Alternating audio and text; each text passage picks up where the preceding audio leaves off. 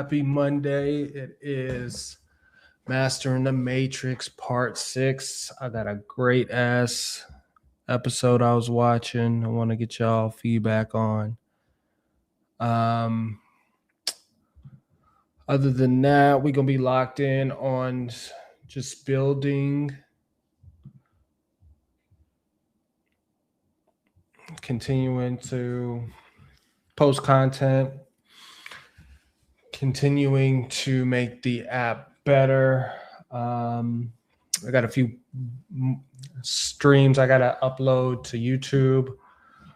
But yeah, that's pretty much it. Should be a pretty light day in that regard.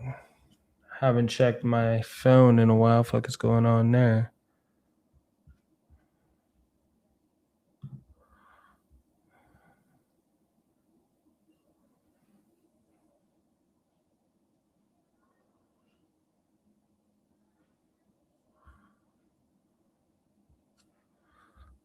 Got you.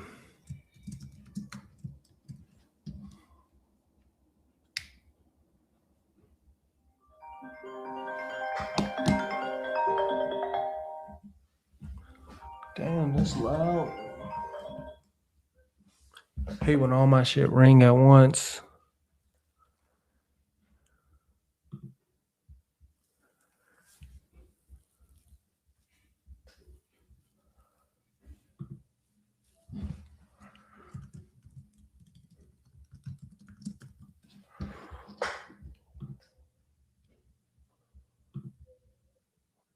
But yeah, a lot of shit popping off. A lot of shit looking good, looking great. So let's get into it.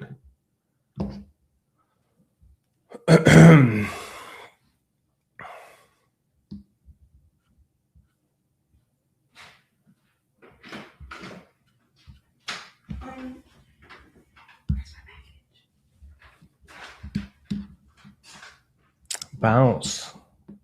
Close the door.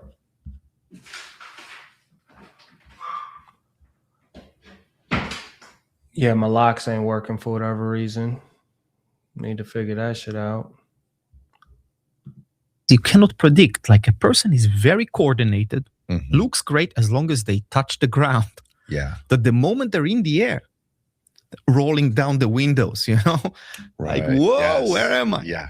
You can see it on trampoline work. You can see it in big ramps, in skateboard. So this is a quality that how do just finish the build? And you can develop can you free up There some are space so you can practices finish? to work on it, to enhance it. For example, nowadays skateboarders work a lot with pits, with gymnastics pits, big ramps into gymnastics Like pits, foam pits. Yeah.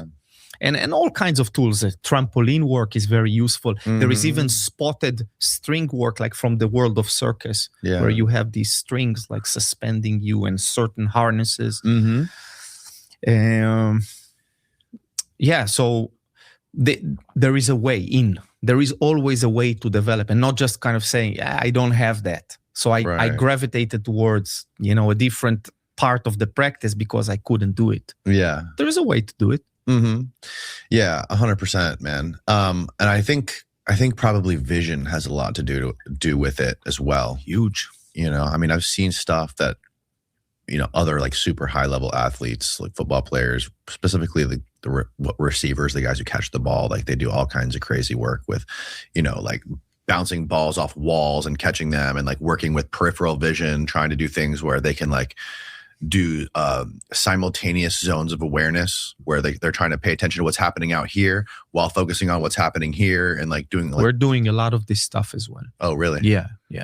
Also this last weeks we've had also a Christian brother, Luke, who is a wide receiver for Washington, and so we did a lot of this stuff. And this is very important, huge part of it. The use of the eyes, the use of peripheral vision, dominant eye, and also working on the non-dominant side. Closing an eye and trying to do something. Or having certain implements that are closing parts of your vision, field of vision. There is all kinds of things. I feel like that's such a fundamental part of everything that you do when you move, is your vision and how you picture yourself in the world. You're very correct. Even when I'm moving my Can you neck create right and a left, and my eyes description are and saccading, title moving so I can the upload this to horizon, YouTube? the quality and then of fix the the thumbnail smoothness of so the it's eye movement will mastering the dictate the Matrix 2. smoothness of my neck movement. Really? So essentially, you can't be smooth if your eyes are not smooth. So it's not just training the eyes to see, it's training the eyes to be very smooth, not to be jumpy. Is that possible? Of course. To move across and not, because I feel like your eyes stick on things the whole way. And what happens if you, when you're staring out of a window of a car or a train, and you can shift your eyes to the details on the window. So if I'm watching my fingers and I'm opening them slightly to see the outside, and you're moving it, but you're watching the edge of your fingers, you'll be able to keep them smooth. So it's more the focused vision that keeps locking up. Yes. But when you open up, you can gain a different quality. You know what I've always noticed about like incredible athletes, like for example, Michael Jordan or Tom Brady specifically, they have a very wide vision. Like their eyes are almost always pointed outwards. I don't know if you've ever looked at their faces. Like find a photo of Michael Jordan, like a picture of his face on the court, or even Tom Brady, like when he's playing football, if you look at their eyes, like they have like a crazy peripheral vision. Like I would imagine how that would be super helpful, especially in basketball, to have like the full court vision to see wherever, be aware of like everything at one point. But I always found that very interesting about those guys in particular. Also Kelly Slater, same thing with him. Interesting. Yeah. The use of the peripheral is a lot about also to be able to trust it. What I encounter often is not a lack of peripheral vision. It is an inability to trust it. So you use your focus vision because you didn't trust that stain that you saw. To react to it. So I educate and create scenarios in which you trust it, go for it. That is a blur, that is a stain. Learn that it's enough. Don't focus on it because that will be too late. It's too slow. The peripheral vision is much quicker, much more sensitive to low light conditions. And even if you look in my eyes and don't move. See what this video looks like. Every soul that comes to this planet volunteered for the hardest thing in the galaxy. Not the most beautiful, not the most peaceful, the hardest. Earth is where consciousness comes to be dropped into total darkness, stripped of every memory of home, and watched to see if it still chooses love.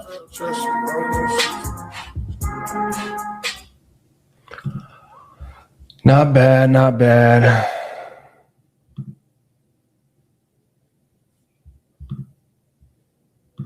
Your eyes from my face. Can you tell me what numbers do I have up there? I believe you have a 3 on your right hand. Okay. And I think you have 1 on your other hand. Look at it. 2. You have 2 and 3. So, and I tricked you here. Finish it out. Right? But it's still, so you can train to be able to pull that information even from the peripheral without moving your eyes. But you felt there was a limbic friction, right? You wanted to move your eyes to find out. Yes. So it's about learning to trust it. It's so hard it's a hard thing to train too, I feel like. We just trained it. Yeah, I know.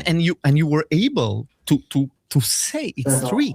So in reality, if you are in a military situation, hostage situation, or you're in a high speed football game, and you can trust that blur and say, that's 3, and not move your eyes, you have an edge. Right. 100%. You found a photo of Michael Jordan, bro? Yeah, I mean, his eyes look normal, to be honest. Not on the court, like playing? Oh, I don't know. I guess you just have to see a video. The way his eyes react. I don't necessarily think that you will see it from outside. Yes, there is. His eyes are not straight on. You can't. It's certain photos you really notice it. Yeah, but I don't think that it's necessarily connected to the peripheral vision. But it's interesting that you've look noticed. at Tom Brady. Look at a close up of Tom Brady. Just type in Tom Brady eyes. Tom Brady eyes. Try that. Yeah. Okay, eyes.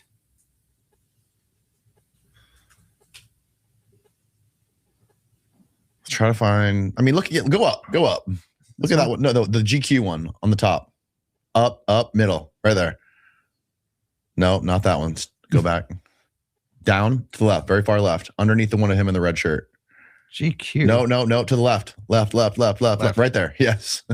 Okay. Punching on that. Yeah, I mean, you can't. There is. Yeah, you can kind of is. see like he's got a wide. You see it more when he's playing football, when he's like when he has his helmet on and he's like on the field. Mm-hmm. But like, you know, if you have a guy running that way, a guy running that way, moving at different angles, and they all have defenders on them, you kind of like have to be trained to be able to do what I just tried to do. See the 3 and the 1 and the 2. Yeah. Or catching balls from, you know, or sticks, or we do it with a variety of things.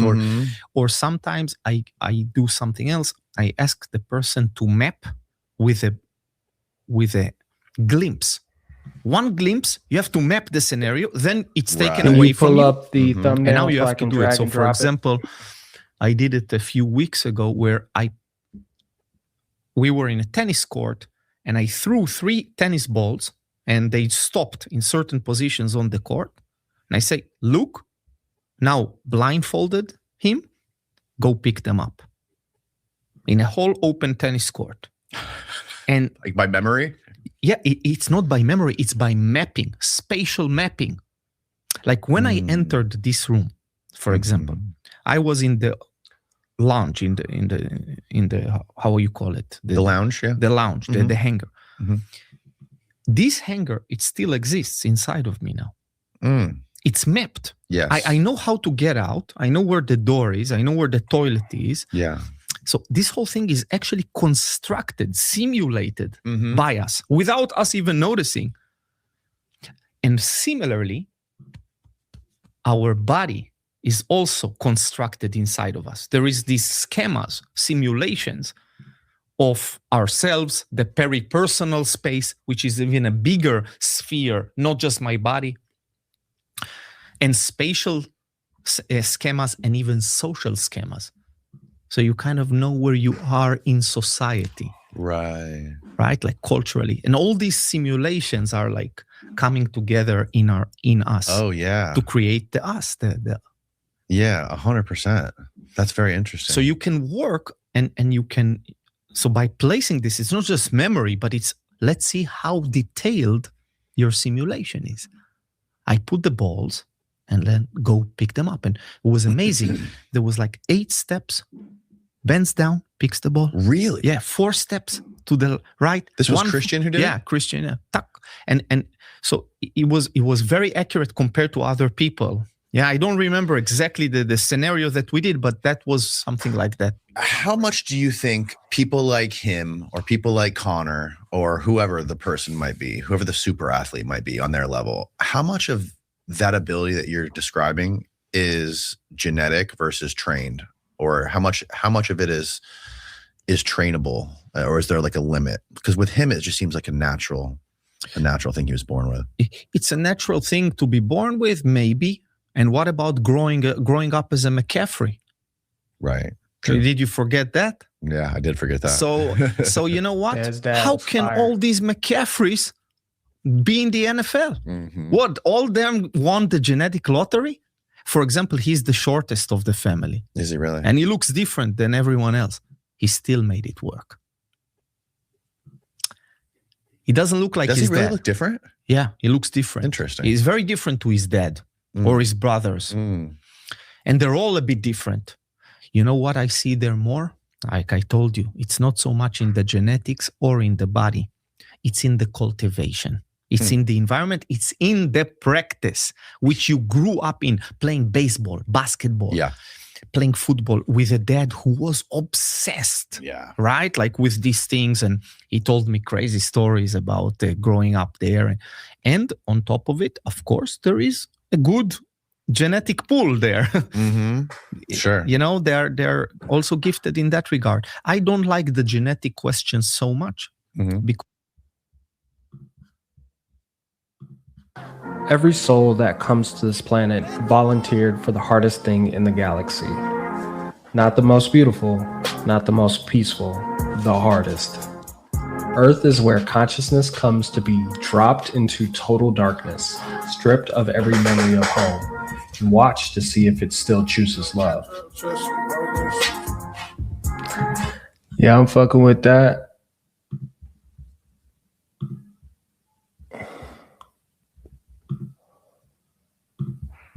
Because I feel it moves us away from practice.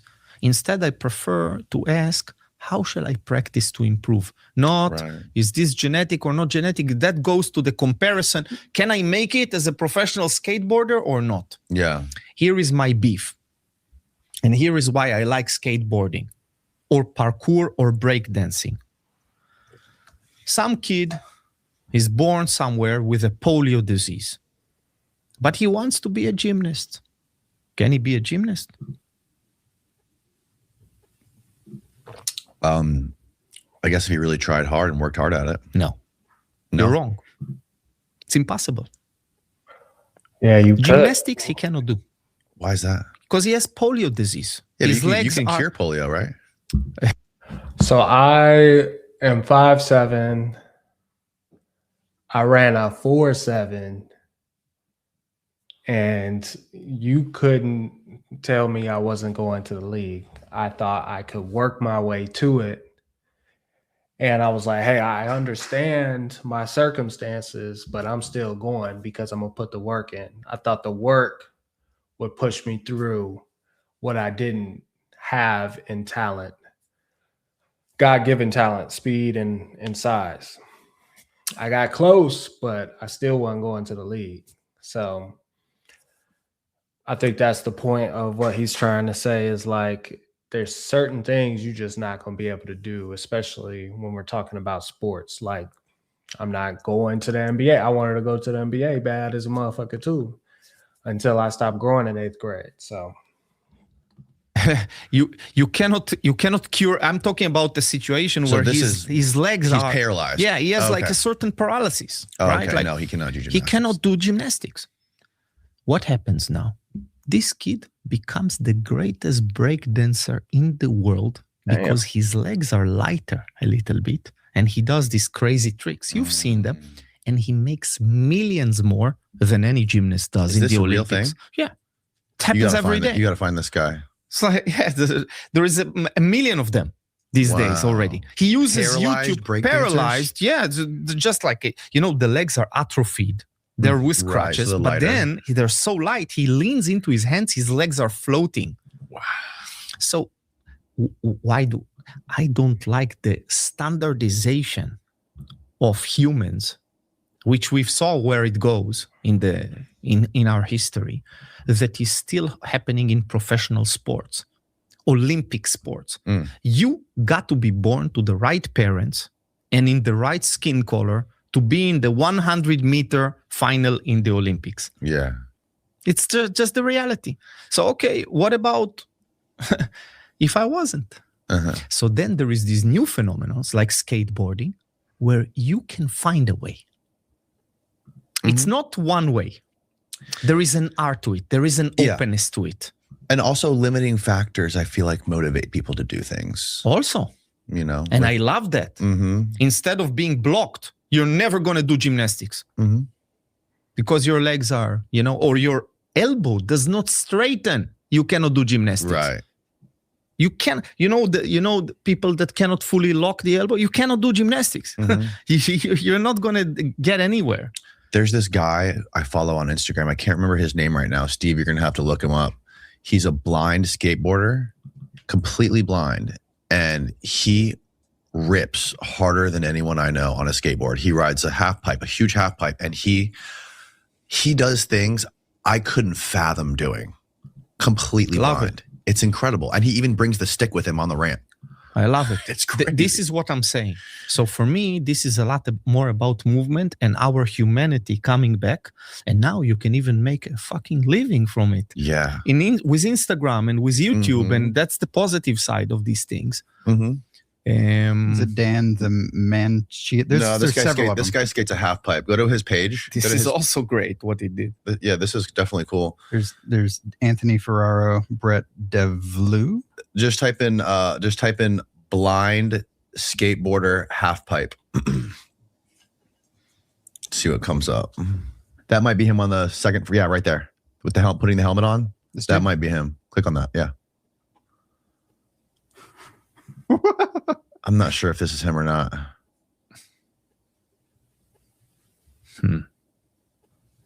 You saw how he felt that edge there? Yeah. He uses it like a stick, like That's- the that's blind a- man stick. That's a giant vert ramp too. That's like a 12-foot vert ramp he's on. Whoa, man.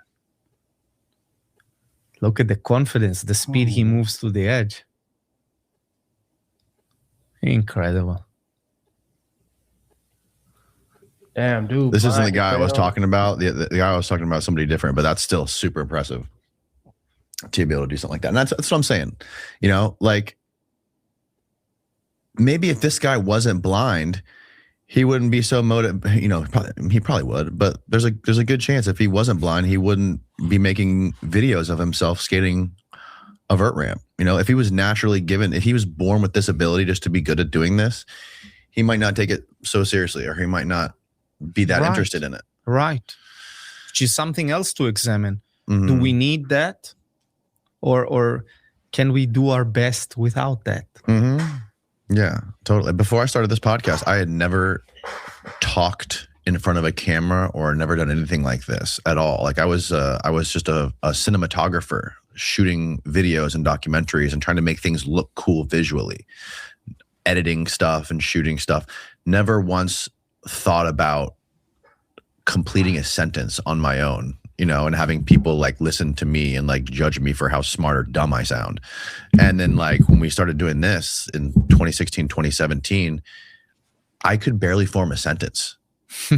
You know, I hadn't done much reading. I was ignorant to so much about history, to so many different subjects.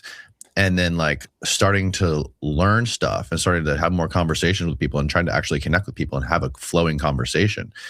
It's been like a crazy learning experience. And I'm still terrible at it, but it's you know, it's a lot like the whole nature of this conversation, like starting things that you have never tried and that you're awful at, and trying to develop that stuff. And it's also things that you're naturally not good at. I believe with this wholeheartedly. Like for me, I struggled with communication majority of my life. Didn't understand how to have a good conversation, didn't understand how to start a good conversation.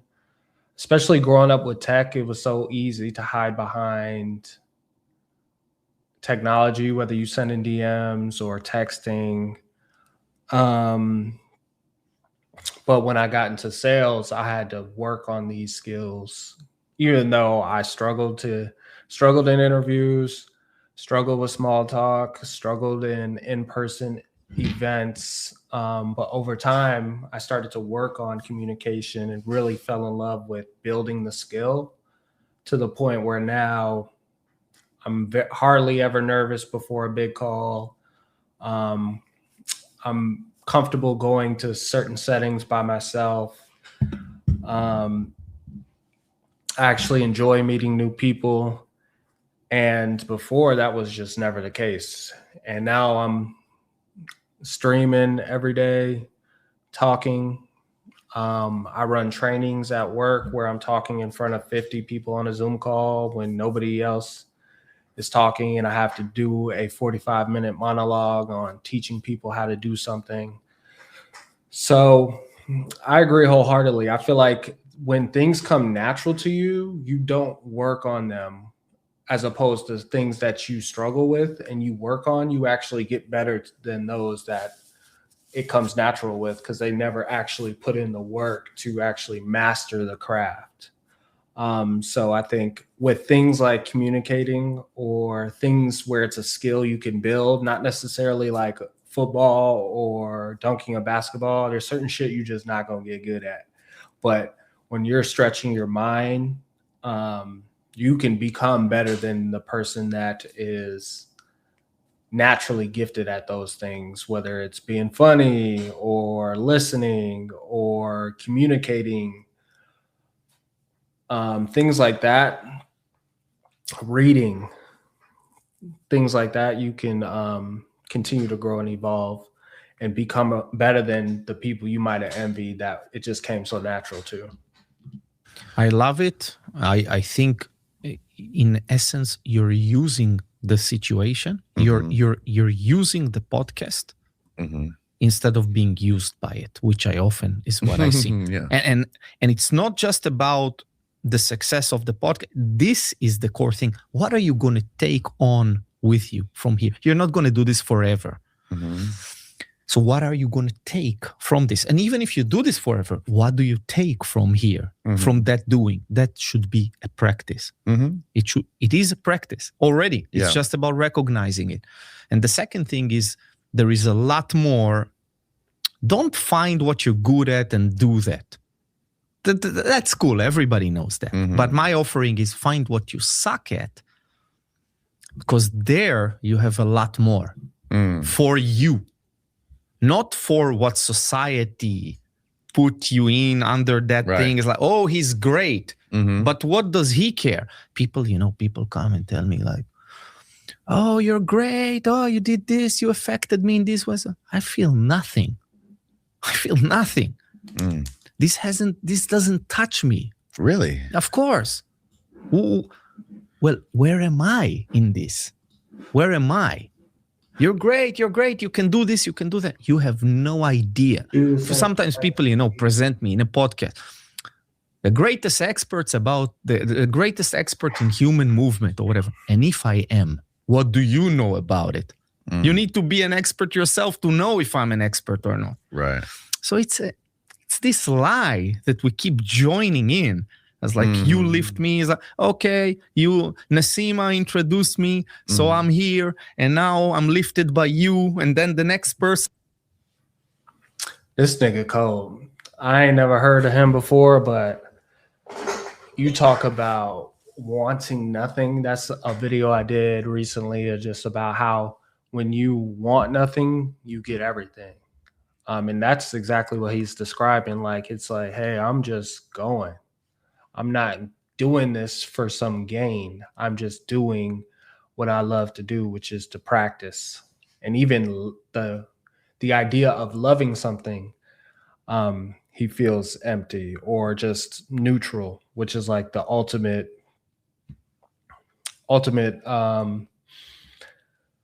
what's the word I'm looking for? The ultimate stoic.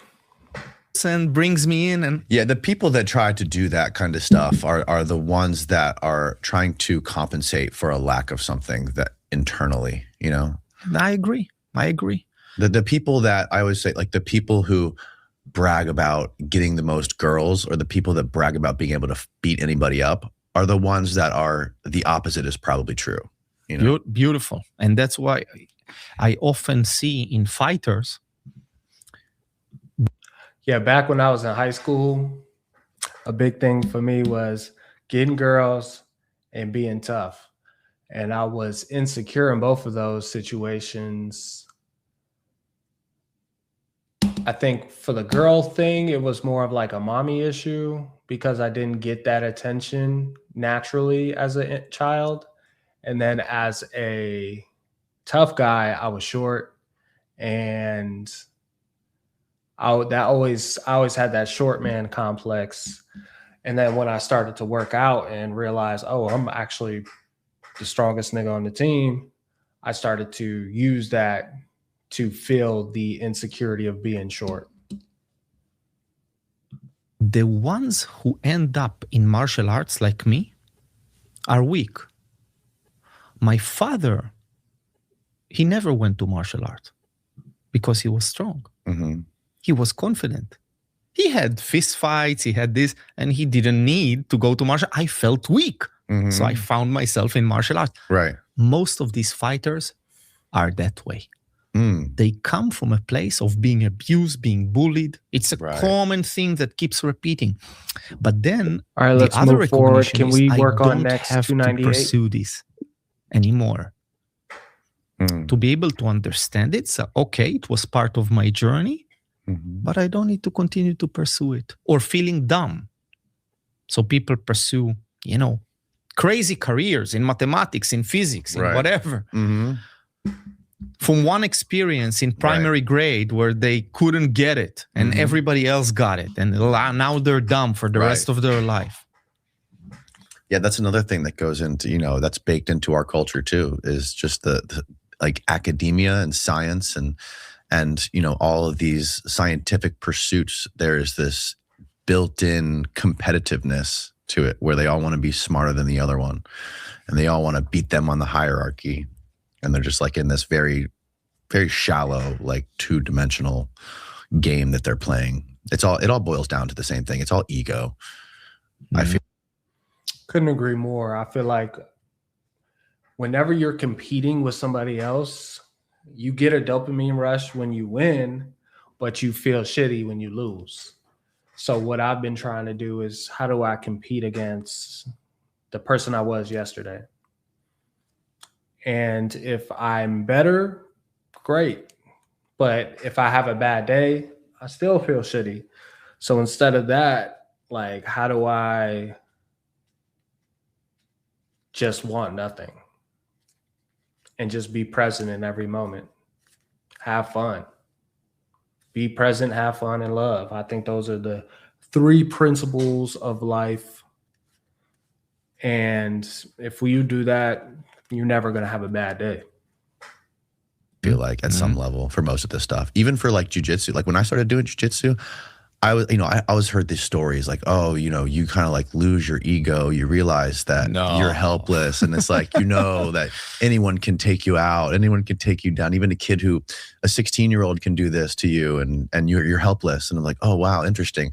I get in it. All those guys have the biggest egos. Oh my God. I'm so happy you say it because I often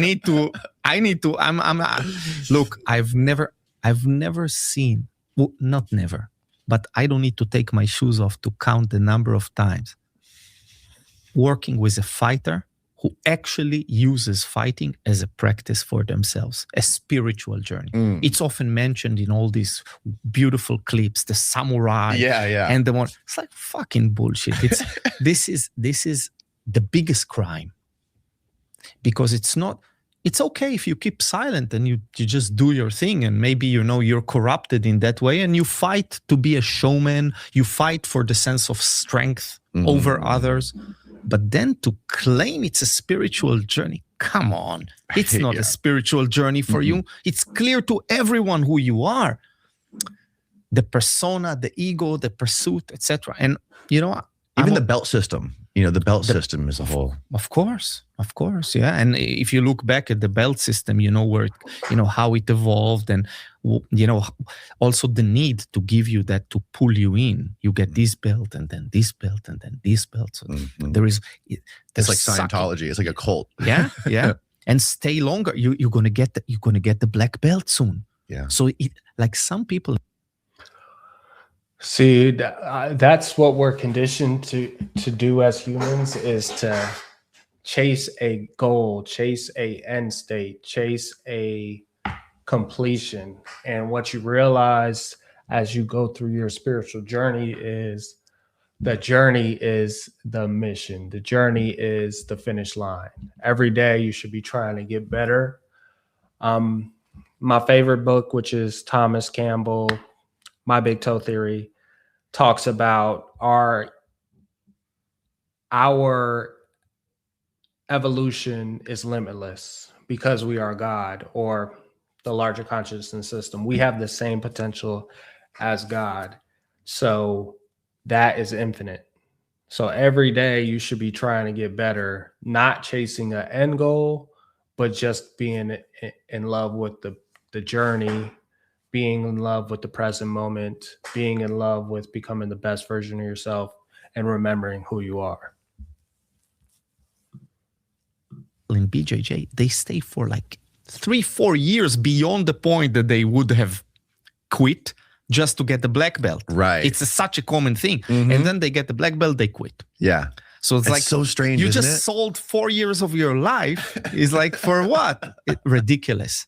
This happens everywhere. It's not BJJ. It's not just martial arts. It's everywhere. You're being pulled by these forces, and it's not about you. It's not about us. Yeah. So for me, it was a big thing of like, wait, what is it for me here?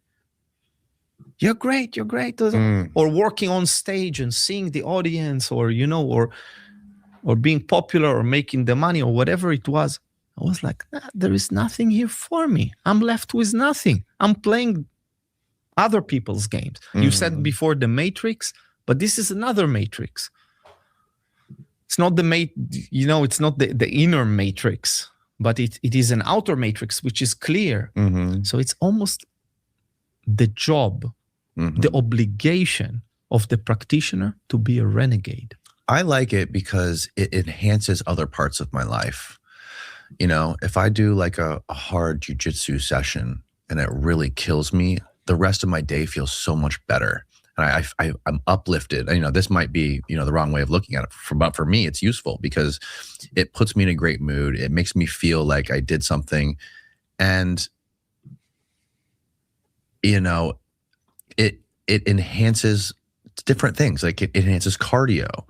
I feel better after I do my cardio. And, I don't know. I feel like things like jujitsu, with things like not necessarily skating, but definitely podcasting, different things like this, they spread out into other aspects of my life, and they enhance all those. Right? It's not just one specific lane that's mutually exclusive to that thing, which is what I really like about it. And I like when Nsima was here, he was explaining to me a bunch of things with jujitsu, like when it comes to breathing and all that stuff. And he's like, I like to compete against myself in this way, where like, I go, when I roll with somebody, I try to go as long as I can without breathing through my mouth. And just like, see how long I can go. Don't worry about anything else. Like, do whatever you can do, and then just focus on not breathing through your mouth and see if you can last longer than that guy. And it's like a competition against yourself, not necessarily like this, strength or technique thing. Beautiful. Very much in line with how I do things. When I was rolling, and we're using a lot of counts, for example. So instead of doing that with the mouth, you can maintain a certain breath count that you cannot break. Like 4 seconds inhale, 4 seconds exhale. Oh, wow. And oh my God. Yeah, but you'll be able to do it with someone who is maybe lighter, or maybe, and that's a great practice. It's a great practice. And you get something for you. Yeah. You know what? I'll tell you something else. Don't tell the other person. Right. Don't tell anyone. Don't do charity and then tell anyone. Right. Even more for yourself. Keep some things just for yourself. Yeah, and that's a cool way too to get your mind off like that vibration, that like normal, like this could be true for football or martial arts or whatever. Like, if you're doing what you're doing, let's say football, like my goal is to run the ball across that line and get 7 points or 6 points, whatever it is. Instead, if you can think about it, like my goal is to do this many breaths between the 50-yard line and the 1-yard line or something like that. And you're now kind of measuring your success based on something completely different. I wonder what kind of effect that would have, for the overall picture. I love it. Great, great ideas. And this is exactly the state of mind of a practitioner. Or even within this conversation right now, I'm already using a similar thing. For example, there are certain expressions that I don't wish to come about. Or, for example, a certain expression of negativity that I don't wish it to be present, but I don't want it to control me. Maybe I'm tired, or my stomach is a bit queasy or something. I want to be in charge here. So in this sense, you can practice it. For example, don't frown. You do this a lot, yeah, but not in a frowning way. In an expression of wanting to understand, right? That you can play with it. Okay. Yeah, you can try all kinds of things, and these are practices. These are things. When I work with athletes here in the US, they have this thing, fucking dumbass, to themselves. Oh, really? You know that thing? Oh, yeah. When they fail, and I'm like, one of the first things that I do here when I start to work with someone, I don't want to see an expression of frustration. My job is to make you frustrated. Your job, don't show me any expression of frustration. Yeah, that's a task in itself. That's a task. I think that's so deep because I've seen a lot of videos now from like neuroscientists who have said like complaining actually makes you dumber. Now, obviously, they said it in a bunch of deep ass words, but that is like the point of it all is like when you complain or when you are negative, you are actually doing more harm than you think. Now, obviously, it's important to, you know what I'm saying, vent or just not bury shit, but like do it in a way that is ultimately spins it as a positive. Like, I feel like for us as humans, our definitions of everything are wrong. What's usually bad for you ends up being good for you. Usually the hardest moments set you up for the best moments.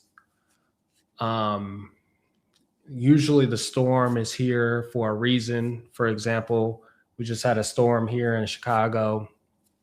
It was dark as fuck in the middle of the day. Now it's beautiful out, the sun is out. So the same thing happens to us in our lives is what's usually hard or a trial sets us up for success in the long run. And that's true for my life every single time. So I think for me, changing my definitions of what's actually hard is a good thing, easy is a bad thing.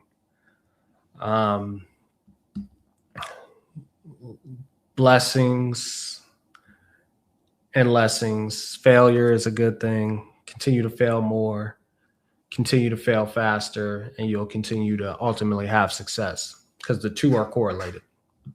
And doing that, it's exactly what you offered. This amount of breath until that line. And it's like you play a double game. And what happens? Growth inside, release, development. Okay, I'm about to do my brother's podcast, so maybe y'all can get a behind the scenes look at that. See what dude talking about. Oh shit.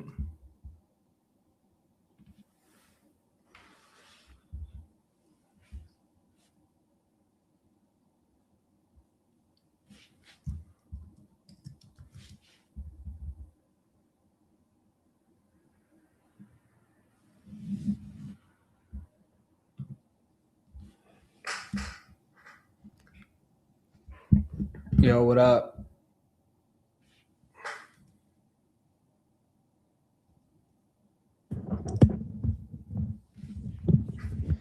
You can hear me? Yeah, now I can.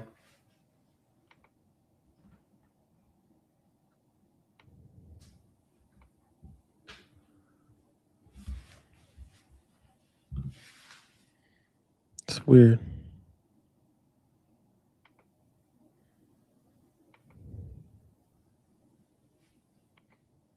All right, you're good now. Say something. What up? You caught me midstream. Oh, my fault, bro. Nah, you cool. You mind if I stream the behind the scenes? Sure. I bet. Because yeah, my streaming is really just about mastering the matrix, and I want to show niggas, not tell niggas. You know what I'm saying? I want to actually show me putting in the work. So that includes doing the pod. You know what I'm saying? Yes, sir. You see the shirt? No, that's fire. Not more. They call him Cuckoo Khan. I know. I had I got a no more comic on my wall in front of me. Had to support. Yeah, I was at a vintage fest. I seen a bunch of comics. I was gonna cop them, but I couldn't commit. They were taxing. They were taxing. What were these, limited edition or some shit? Nah, it was $5 each. But that's what I do on payday is I'll just buy some more because I'm like, that's like me, you know what I'm saying? Like it's a small win as opposed to spending $100 on some pre-rolls or something. Yeah. Like that, you know, that dopamine fix I usually get. Yeah. I fuck with it. I feel you. But I'm trying to start the lock-in today, and I ate a big bowl of corn, Corn. white rice, and some beef, some Mongolian beef, bro. The shit was gas though. Shit was That gas. sounds good. Yeah, Jocelyn, No like it was like bread. yeah, it was just with some brown sugar, ground beef. It was fire. That's what's up. I be eating some bullshit usually, so trying to cleanse my palate, trying to get right. You gotta start fasting. I can't do it, bro. Let me know when you're ready, all right? Yeah, I'm ready. All right.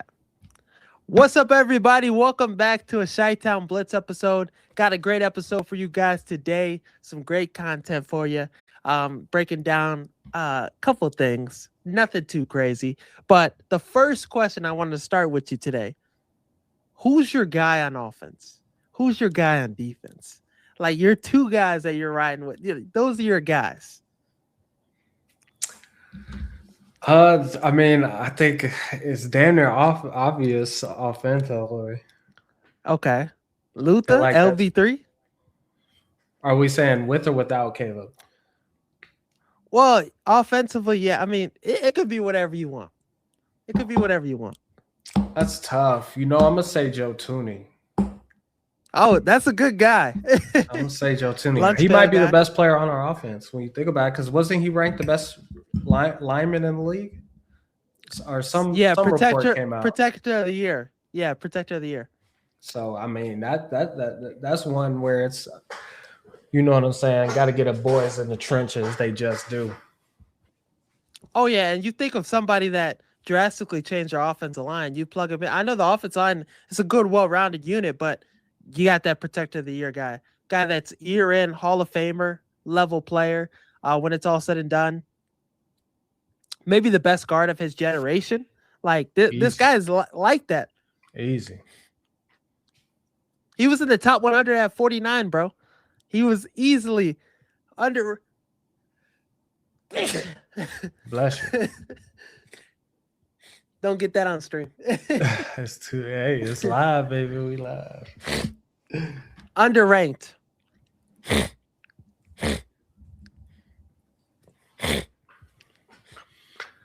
Do you clip your shit up or not? So I'm using Opus Clip. So I just download this. I just learned this a few days ago, but I download the stream from like a Kick stream downloader app, and then I upload that into Opus Clip, and then it'll just clip the whole shit up, and then it'll grade your clips based on the quality or the virality of them, and then you can like bulk schedule them. So you just hit the button, and then it just schedules them for however long you want to. That's just kind of clutch. But then, so what about your guy defensively?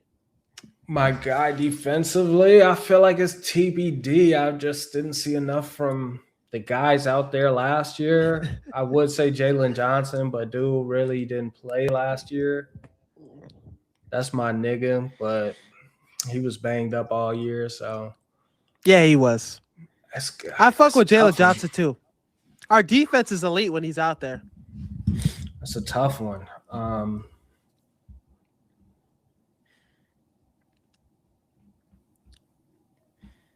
Yeah, it'd be Jalen Johnson, but to be honest with you, niggas got to earn that spot.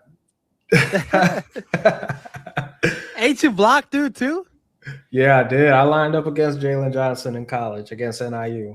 You know what I'm saying? We had a package where there was 3 running backs on the field, and I was RB3/4, depending on the game. But there was a package where I was in, and obviously you can only have so many receivers if you got 3 running backs on the field. So I was split out wide, and then our other running back, who was our speed guy, would take the jet to my side, and obviously I'd block the corner or the safety depending on what coverage they were in. And obviously I got a chance to block Jalen Johnson. Thank God. At Utah. Thank God the jet got blown up in the backfield because dude just went around me.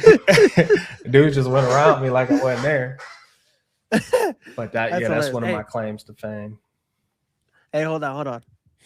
Nah, you good.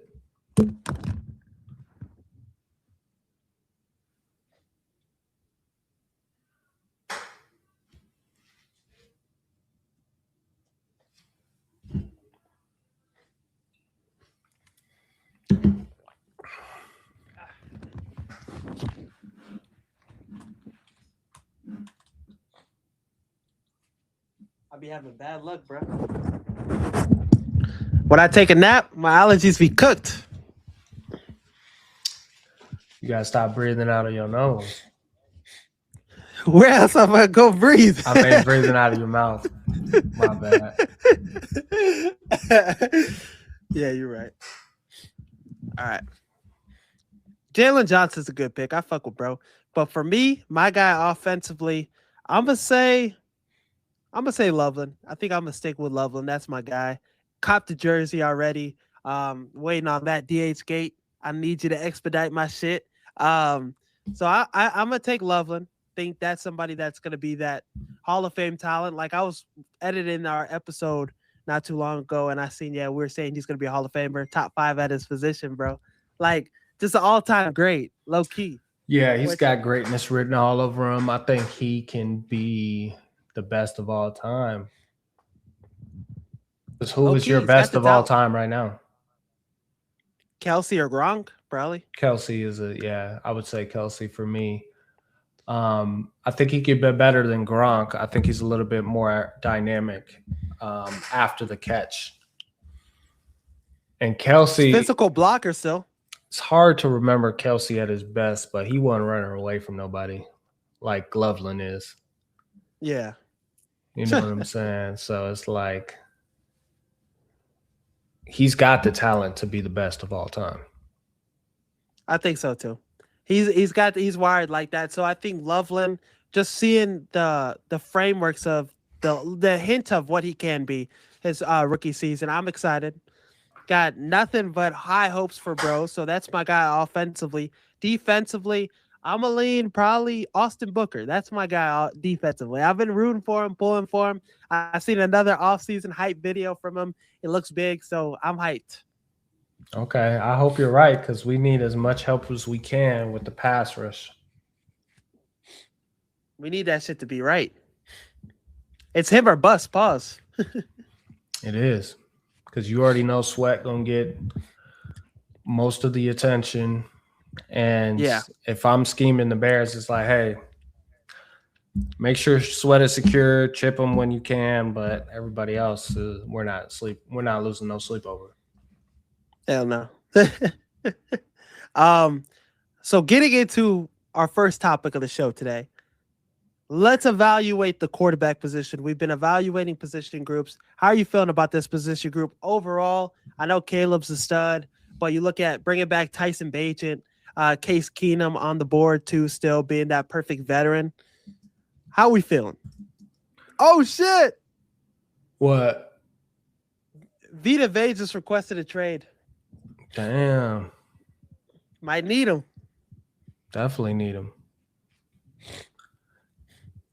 So let me think about your question. I think for me,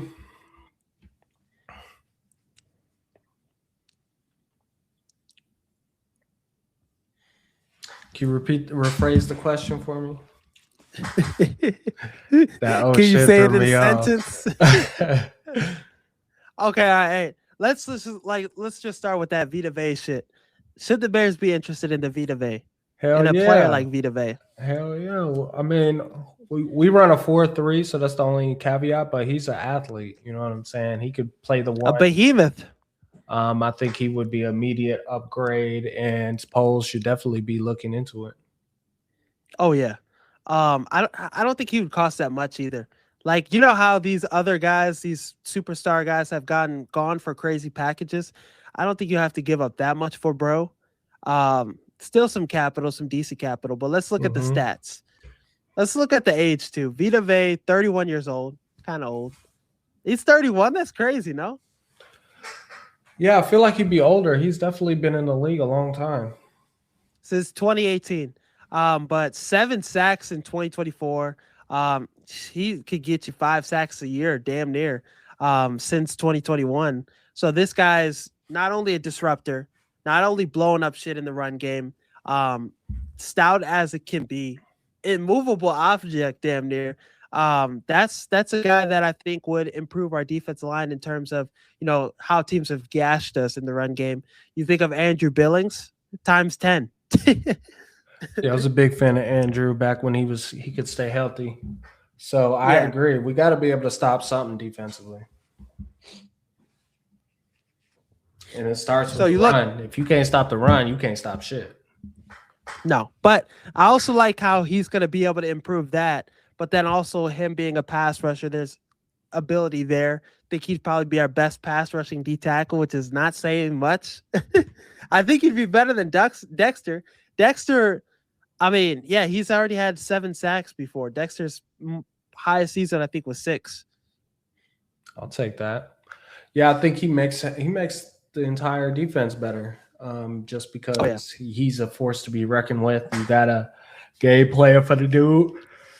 And that leaves a lot of opportunity for our 3-tech, whether that's Dexter or old head buddy. Forgot his name. Grady Jarrett. Now, yeah, so if you plug him into the mix on the defensive line too, think about how much it does for our linebackers too.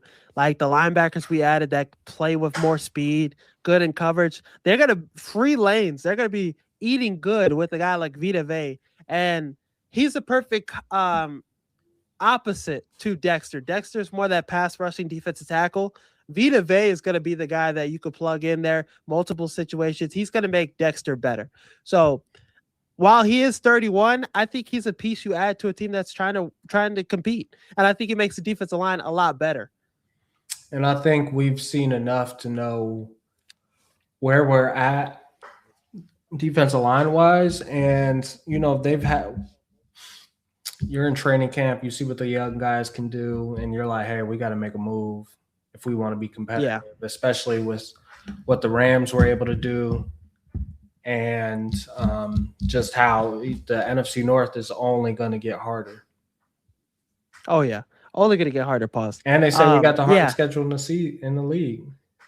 Yeah, you need somebody that's going to be that, you know, complete professional, just that difference maker. We don't really have somebody on the defensive line that offenses are like, all right, we can't let this guy fuck up the game. We don't have that. Vita Vea would be that guy. You know, you think of the Packers, Josh Jacobs. Josh Jacobs ain't going to do much with Vita Vea in that bitch.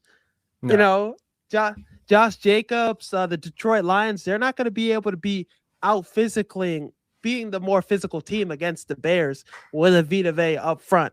So, yeah, that's a tone setter. That's somebody that's a difference maker. And I think Sweat, Booker, even Dio Dangbo, they look a lot better with the Vita Vea next to them. So, just in hindsight, I would be all for, you know, the Bears pulling that trigger on that.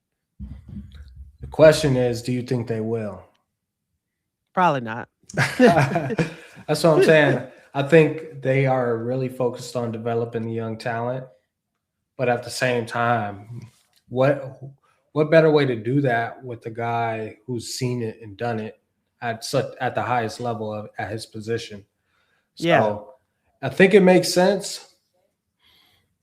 It's just about him making that decision. You know what I'm saying? Is this a place he wants to come?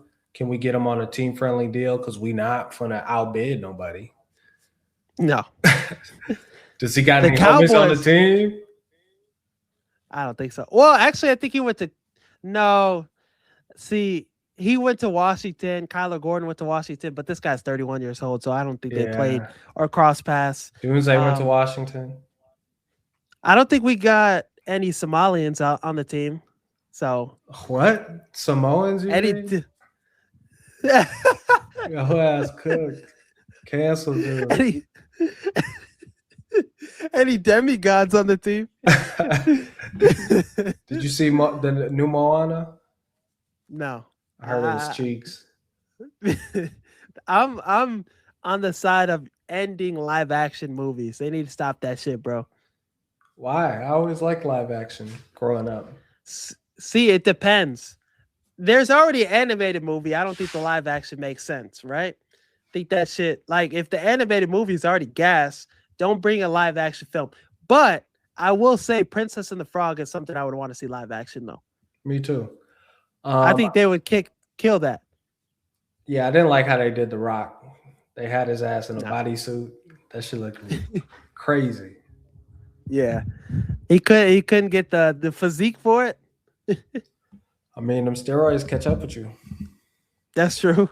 He getting old. But Vita Vey, though, I think, yeah, he's an instant difference maker. And we've seen that the Bears don't make moves for those type of guys. So right. I don't see I'm it not happening. I'm not confident that they're gonna make that trade for him, but I would want it to happen. And if I'm Ryan Poles, I'm making the call at least. You know? Absolutely. I think he's on the phone, but you know him. He gonna be cheap with it. He's gonna be cheap. He's gonna be slow. Let me give you 3 third-round picks. 2 third-round picks for him. Let me get a 5 and a second for 20 48. This cheap nigga get him off the phone. To the type, they gonna hang up. Think bro trolling. Get Think him it's off rage the bait. phone. So yeah, I don't think it's likely that we'll get him. I think he'll probably go maybe Baltimore. I would want to see him in Baltimore if he's gonna go somewhere, not the Bears. You a Baltimore fan, boy. Yeah.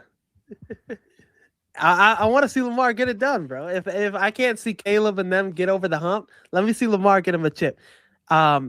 So these are my squads: Bears, Eagles, Ravens. That's all I got. I'll take that. So yeah, Jalen Hurts is another dude that, like, motherfuckers disrespect too much. So hey, if you could go to the Eagles, he's trash. yeah, Jalen. He's garbage. He gonna be trash this year. Watch. No. How Who he much gonna you want throw to the bet? ball to? We can put some money on that shit. He gonna have a Please. big year this year. I don't see it happening. We'll talk about that after the pod. But moving on to we'll talk about quarterback play. The Bears quarterback room. Let's evaluate this position group. What are your thoughts on this group as a whole? I think it's one of the best in the league. Obviously, Caleb's top 10, but when you factor in his health and durability, and then obviously our backup, who It's is elite. very serviceable, he could probably start for the back. He could start for the Jets and shit. He could start for the Cardinals. Yeah, he could start for the Cardinals. I'm surprised no team offered up a pick. Maybe Poles was trying to get too much for him, but yeah, Bachant, not only is he a good backup, he's somebody that's going to make Caleb Williams great, who's going to push him in competitions, in training camp, somebody that's going to make the team better, somebody that is on the team, and he's okay with him not starting. Obviously, he wants to start, but it's not damaging the team, him not starting, even though he's capable of being a starting quarterback, So biggest cheerleader for Caleb Williams. Case Keenum, then you factor in him being that veteran. He's telling Caleb Williams, I mean, he's been through so many situations. Minnesota Miracle, like, he's been on winning teams before. Obviously hasn't got to the Super Bowl, but he knows what it takes. Savvy veteran. Yeah, he's the right guy to be coaching up Caleb Williams on the sideline in the big moments, giving him confidence. So yeah, we've seen Caleb Williams take big strides in his development in year 2. And I think this quarterback room is a big reason for that, along with Ben Johnson, along with, other stuff. Yeah, I agree. I think that's tough to give up a quality backup, especially in the NFL where more than half the teams have to use one at some point. Yeah. So it's not if, it's when, even though we've been blessed with Caleb in his 10, 12, 15-year career, there's going to be points where we might have to call on a backup, and the fact that we have a young one that's quality is hard to give up. But I agree, it might eventually come to the point where, especially if he has to play a few games and he plays really well and we don't skip a beat offensively, teams are going to be calling. Yeah, the Justin Fields time, it was tough for Justin because they were like, yeah, if Dayton's out there playing 4 games, look decent. I think he won 2 of them, so he went 2 for 2. Right. So yeah, that's a quality backup. That's probably the best backup in the league, maybe, other than Jameis Winston. Yeah, that's tough. I mean, to be the best at second place, you need a big sample size from the whole league. But I think of him like a Jacoby Brissett type of quality.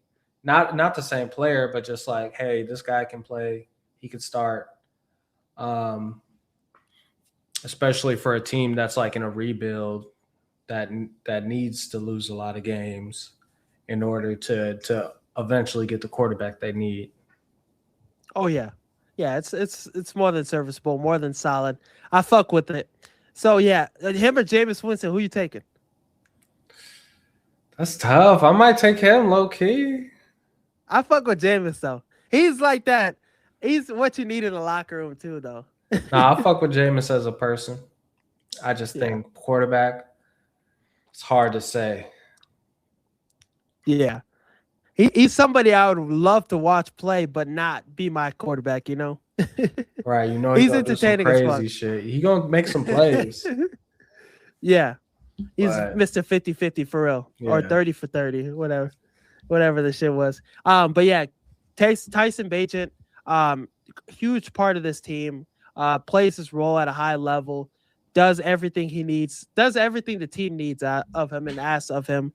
So really like that he's still on this football team. But if we need to trade him for some capital, I wouldn't mind it. Send it to Arizona.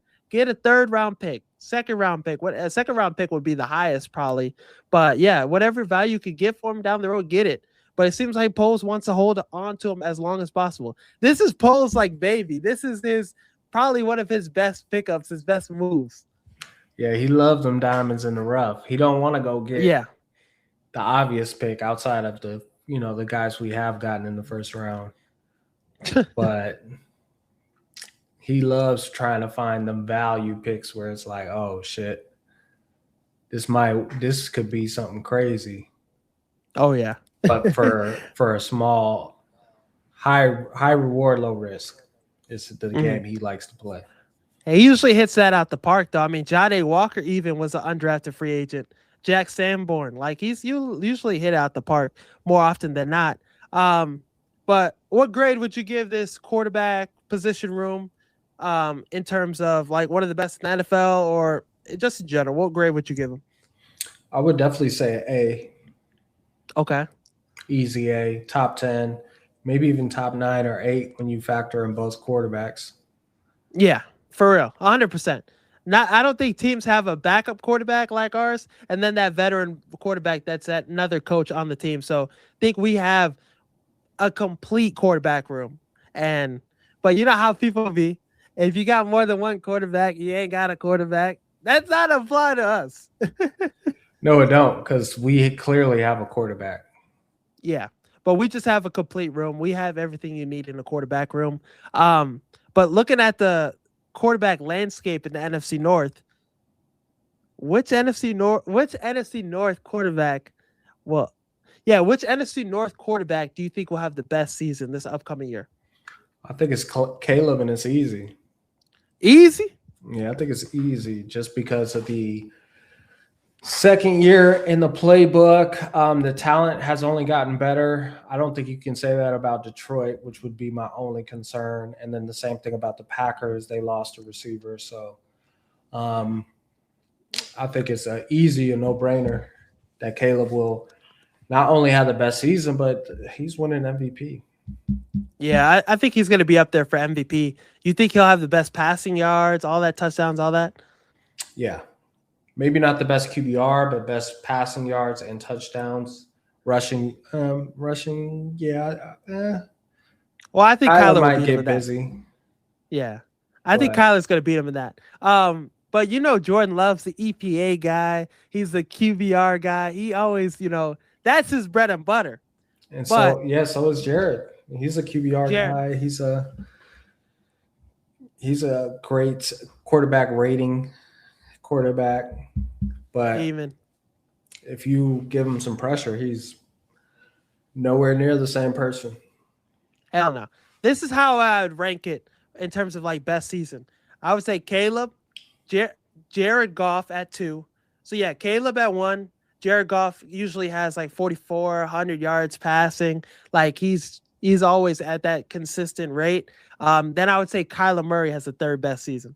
Then Jordan Love. I think he has the worst season in terms of numbers, but maybe QBR he's up there at the top. That's it. I think Kyler. I think Kyler's gonna have a big year, bro. I mean, he's got the talent around him and the coaching staff to do it. I just think there's always two seasons with him. You get the first half of the season where he's lights out, then he gets dinged up and it gets nicked, and he's not the same person. Or the new COD drop and it's not really locked in. GTA 6 want to come out. I don't know. He could. He's good. But Kyler, in terms of talent, more talented than Sam Darnold, more talented than any quarterback they've had. The Vikings, when they have quarterback play that's competent, even Carson Wentz look decent. He has the weapons too. TJ Hawkinson's healthy. Jordan Mason, Aaron Jones, that's a nice backfield for him to lean on. The offensive line is good. Jordan Addison, Justin Jefferson. He's gonna be able to throw the ball to Justin Jefferson, a guy that was putting up 100-yard performances with a quarterback that just got off of D2 football or something from Minnesota. Yeah, I think Kyler Murray is going to have the third best year, and that's saying a lot in this division how good the quarterback play is. So they're going to be on Jordan Love's ass. Yeah, I think he's going to be the worst quarterback in this division after this season in terms of performance. It's fair. So, yeah, I'm expecting a big year out of Kyler. That might be my hot take, him having a big year. But, yeah, Jordan Love, we haven't seen him have that dominant fully season, that consistent season. He's looked good in moments in the season. The Packers have only won 9 games each year, no more than 9 games with him as starting quarterback. So we'll see. Maybe this year he proves me wrong. Losing Romeo Doubs, losing Dontavian Wicks.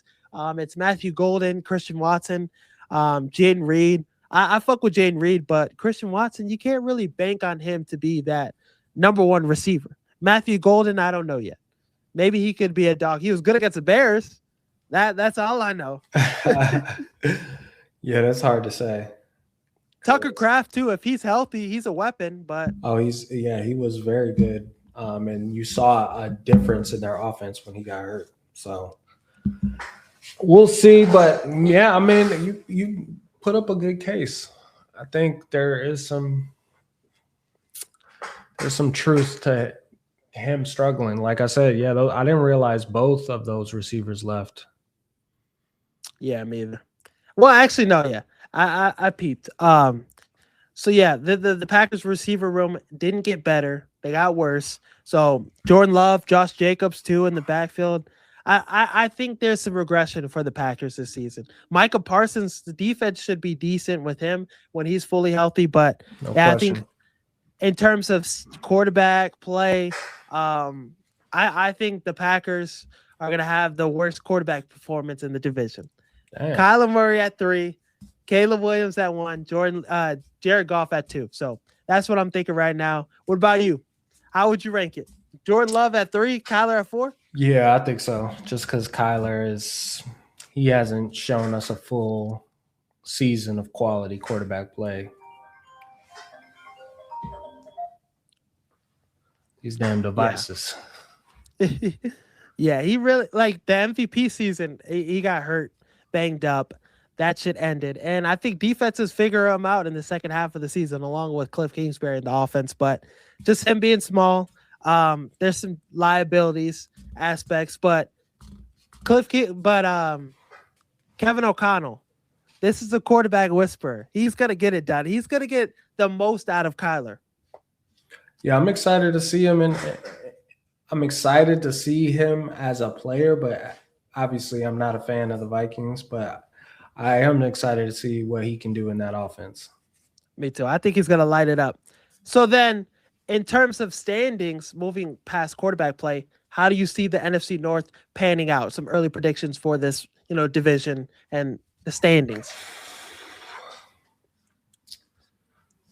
Yeah, I think Green Bay will probably be better than Detroit. Okay. Just because of the defense and Michael Parsons coming back. I think we'll win the division back to back. And I think Detroit will finish third. So I think all three teams will make the playoffs. And I think the Vikings will be a hard out. I think they'll be like a game or two away from just missing the playoffs. I think that's valid. That's valid. I think there's going to be three teams that make the playoffs, whether you slice it. And the Bears, I think this is a team in the best position to win the division. You look at last year. I mean, if that's them just figuring things out, it was a pretty damn good year. Defensively, I think we got better, and offensively, we're going to be fully unlocked. More weapons. We didn't regress with our weapons. Only part is, offensive line with center. I think we took a step down, but Joe Tooney's still on that offensive line. I think that offensive line is still going to be a really good unit. We have a good offensive line coach, Ben Johnson. The scheme's going to be beautiful. The run schemes. So yeah, I have no doubt our offense is going to be better. Defense is going to match it a little. So I think the Bears win the division.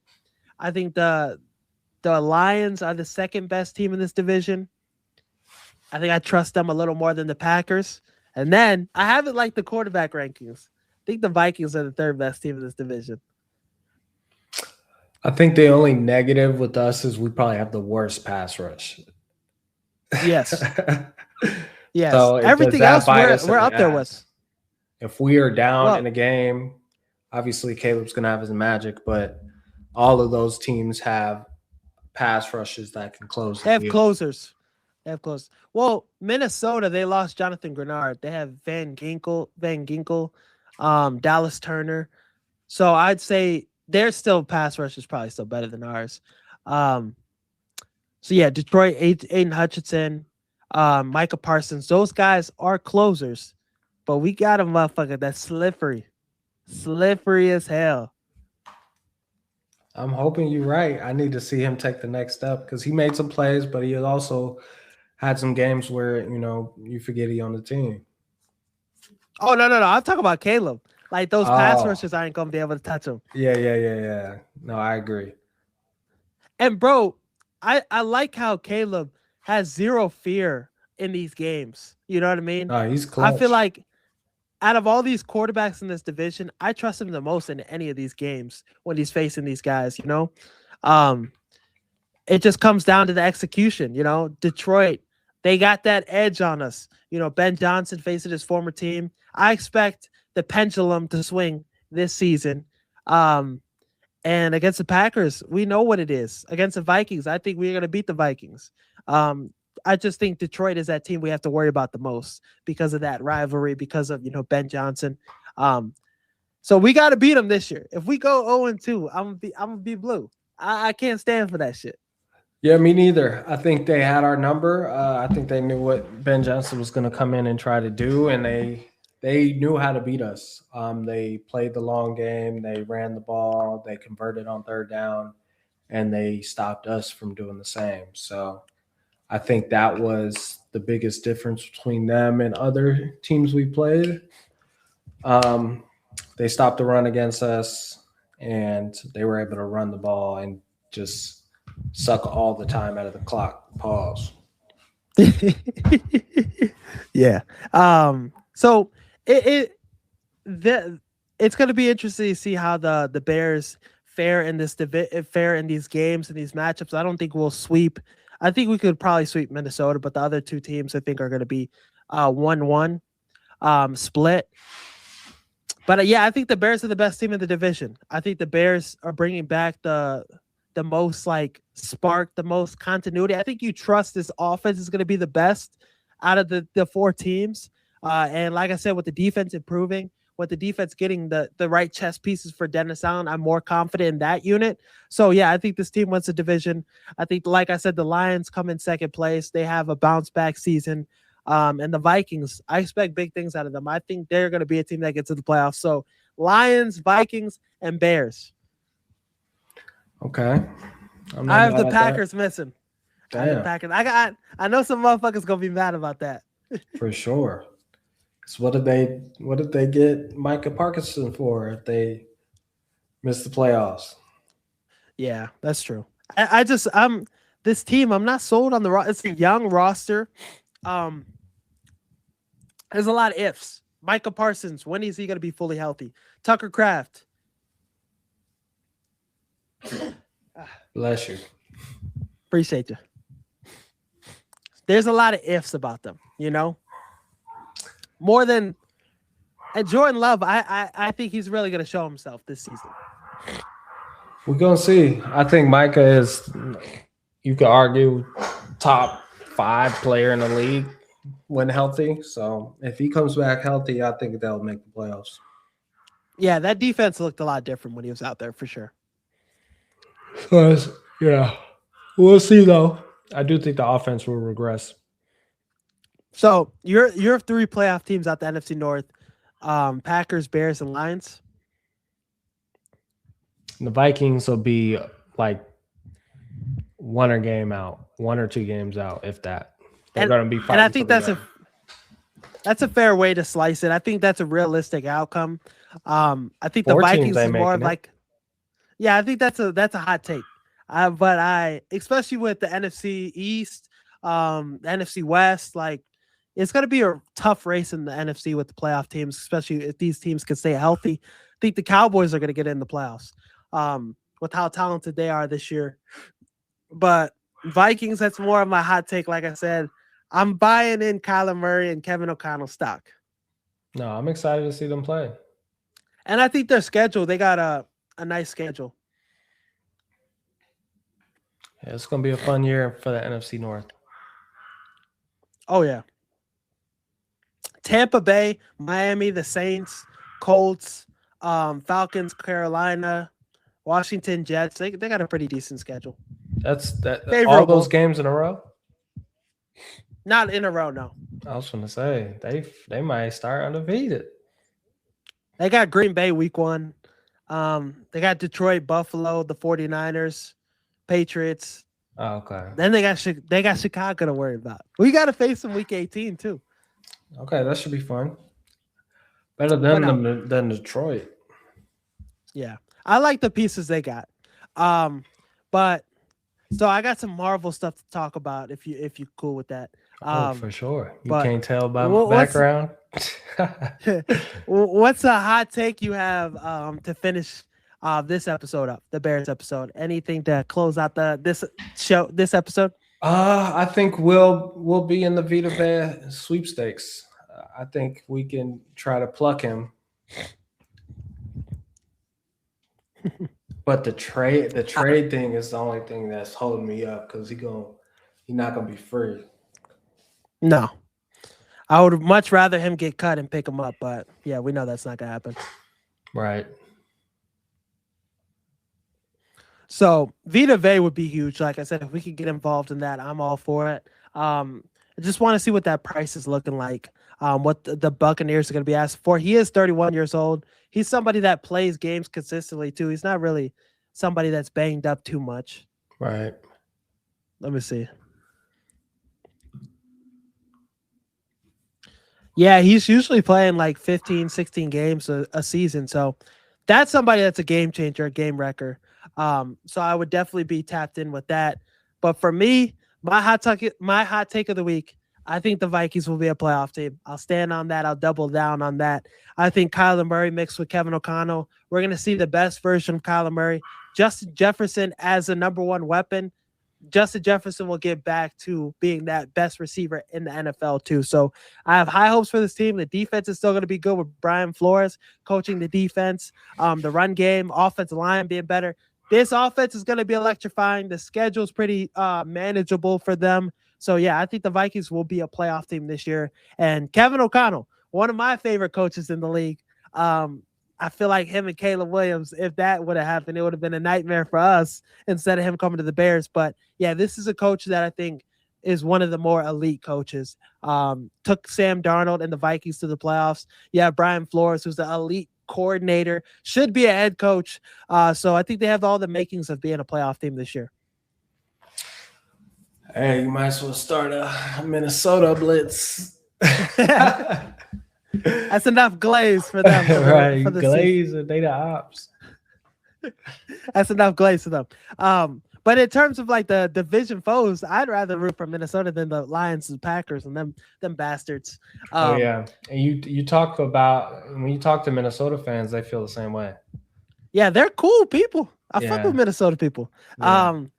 Their time is coming though with LaMelo and Anthony Edwards. We'll see what happens between those two. Yeah, that's gonna be exciting. Yeah, so it's gonna be nice in Minnesota. They'll have some juice. But yeah, that's all we got for this show today, guys. Thank you guys for watching. Thank you guys for listening. Make sure to like and subscribe on all platforms. Like and subscribe on our YouTube channel. Help us get to 1K. We're almost there. 985. Getting closer and closer. I could taste it. Almost. Check us out on all social media handles too. Check out Six Man Blitz, our YouTube channel, and all social media handles for that. But thank you guys for watching. Thank you guys for listening. As always, peace. Hey, you still streaming? Yeah. Hey, just don't post the parts of me blowing my nose on TikTok. All right? I can't control it. That's AI that click my shit up. I'm just fucking with you. Yeah, I got you. Appreciate you. What's wrong? I'm with that, gonna bro? report your shit. Somebody was on there on my live talking crazy. What were they saying? It was like, aren't you the guy who married his sister? What? What? Yeah, she got to get blocked. That's crazy. Yeah, Haley was blue. She hopped in the comments like, no. ... Aren't you the guy that married his sister? That's crazy. I had to think about that guy. Like, who is she? What would make her think that? But obviously, it's just trolls. You got an evil doppelganger, bro. All right. All right, you ready for this Marvel episode? This is going on my personal channel, all right? Yeah, I fuck with your personal channel content. Appreciate you. I'll be posting some shit. They'd be like, I said, oh, She-Hulk was a good show. I'm like, I was expecting motherfuckers to agree. And they're like, yeah, nobody. It wasn't. Not for a man. I like She-Hulk. You don't even be locked into the TV shows, though. Hold on, you cutting out.